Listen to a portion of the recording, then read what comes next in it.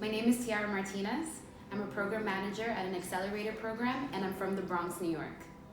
I suffered a lot through depression, and I've met with therapists, and I've tried to deal with these things on my own, and I thought about going back to antidepressants. But I started this work journey that has really changed my outlook on life, and I went from owning a company to not, almost, and I had to transition my full career, and I was very sad.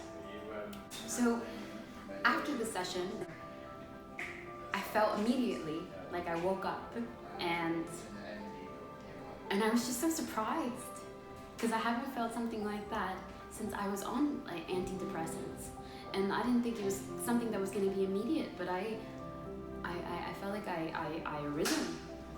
And so I highly suggest, for someone that has gone through so much trauma, so many transitions, and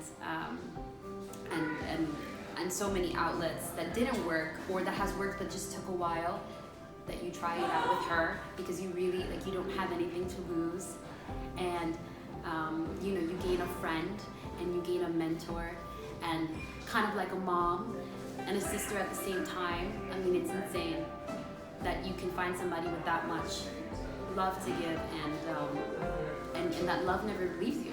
You feel like you have a partner that is walking with you. So highly suggest Farah.